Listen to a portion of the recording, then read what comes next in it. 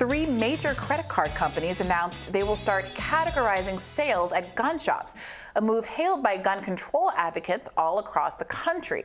Visa, Mastercard, and American Express's decision is seen by many who want stricter gun control as a way to prevent mass shootings because it would be a way to track potential suspicious firearm purchases. New York City Comptroller Brad Lander applauded the move, pointing out that other purchases are categorized, so gun sales should be no different. Take a listen. All this time, even though there's been a merchant category code for bike shops and nail salons and barber shops, the International Standards Organization has not yet created, and the credit card companies have not yet begun to use something as simple as a merchant category code for standalone gun shops. Meanwhile, gun rights advocates are infuriated, saying that categorizing gun sales is futile given that most do not lead to mass shootings. Missouri Senator Josh Hawley called the move a big threat to Second Amendment rights, tweeting, "I want to know from the corporations why they capitulated to the anti-Second Amendment lobby."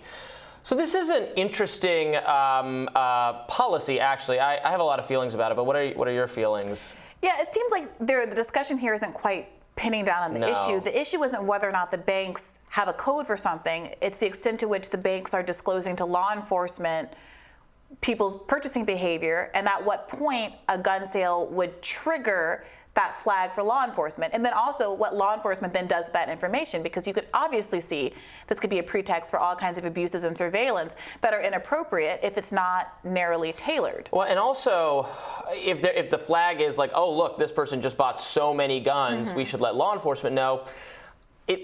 My sense is that people who buy a lot of guns are not, they're not the ones who are perpetrating the mass shootings. They're like gun enthusiasts who use them legally. I mean, it's not, we don't have people like stockpiling guns and like armed militias roaming the streets. Well, yes, I think it's a little bit of a timing issue. So in this NPR article about the subject, it points out that a week before the mass shooting at the Pulse nightclub in Orlando, Florida, where 49 people died after a shooter opened fire in 2006, the assailant used credit cards to buy more than $26,000 worth of guns and ammunition. So buying a lot of guns at once, I would argue, is probably suspicious behavior, you know. But, well, I mean, 99.999% of people, right, buying a lot of guns at once are not doing it because they're planning some attack. I don't know about that. Probably they're gun enthusiasts. I don't think that 99% of people who buy $26,000 worth of guns in a weekend or what have you, I don't know how often that happens. The recent mass shootings, Uvalde, Buffalo, those people, they had some powerful weapons, to be clear, but they didn't have stockpiles of, they didn't have a vault of like tons and tons and tons of guns. Sure. They had powerful guns, but not, their purchases wouldn't have, even if there was a separate code for it, I don't think anyone would have batted an eyelash at it. Yeah, so that's the thing. The code doesn't trigger anything. And they don't know that kid's history. They don't know that, the Uvalde whose credit card is even being used. And wasn't I think his dad bought him the gun or something. Yeah, I think for his mom or for his birthday or something like that, yeah. Please stop doing that. So look, I don't think don't buy your lonely, alienated teacher a weapon. Right, of course. Birthday. But I don't think that the argument that says it wouldn't stop all shootings is necessarily a good one. I do think at a certain point you have to weigh the cost-benefit of having a policy that's invasive or breaches people's rights in various ways against the likelihood that it's going to actually change outcomes. But when you do have a very significant mass shooting, like what happened at the Pulse nightclub, I think that probably it's a good thing for someone to have an eye on $26,000 worth of purchases. Whether it should be because their credit card companies are reporting as opposed to, gun sellers having to have certain reporting requirements. And I can understand that this is an in-run around the fact that it's difficult to in the Pulse shooting, if they'd known and they told the government might have actually done something because it was a Muslim. They were like, oh yeah, check that guy out. No, I'm kidding, but I'm not. It's and so many times for various reasons, FBI or law enforcement has known about the shooter prior. So this would be this could be just like all of those cases where they go, where the Visa or Mastercard says, well, there might be something to this, look at this, and law enforcement doesn't do anything, just like they didn't do anything in the numerous times that in Parkland the officials were alerted over and over again, including the FBI. They were told, he has weapons, he has threatened to kill himself and other people. They didn't do anything. Yeah, I agree. And that's just the mass shootings. I mean, which is not, again, to be clear, is the vast majority of shootings are not mass shootings. They're gun suicides or gun homicides, or domestic violence, crime, etc. It's smaller, not storming a school with an assault rifle.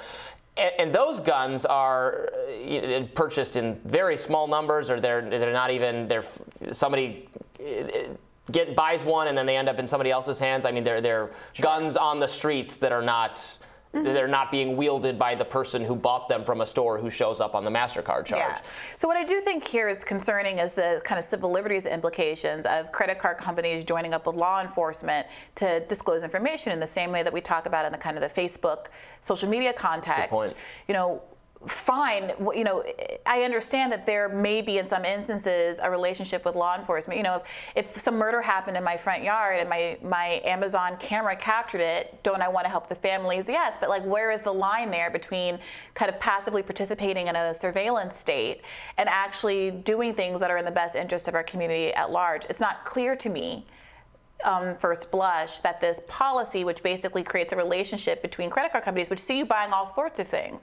If abortion is federally made to be illegal, are credit card companies going to start disclosing, whether or not you've paid for your pill copay, whether or not you have bought a pregnancy test, whether or not you stopped buying, menstrual products or whatever it is, and you can understand the implications of this going awry. I'm glad you brought up the Facebook and abortion thing. There was that one case that we covered on the show. This actually reminds me a little bit, because of the involvement of credit card companies, of the changes to Pornhub, which came as a result of so there was that New York Times expose and Nicholas Kristof, I think, about how there's so much underage and non-consensual pornography. I mean, not tons and tons of it, but it does exist on Pornhub. And the credit card companies said they would stop doing business with Pornhub. You wouldn't be able to use whatever the money changing service for whatever, I don't know, kind of premium thing you can pay for there. They said they wouldn't do it. So then Pornhub, in response, changed some of its policies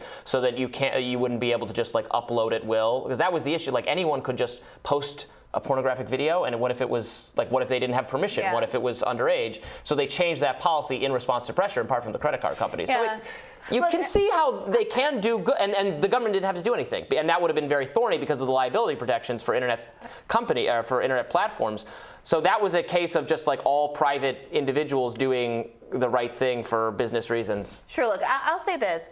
I understand why there's this effort to do an in-run around legislation, because Congress is gridlocked, and even things that are very, very popular, like common sense gun reform, basic background checks, can't get through Congress because of the lobbying of the NRA and the intransigence of many conservatives in Congress who see this as a cultural issue that they cannot bend the knee on, even if their actual constituents want them to.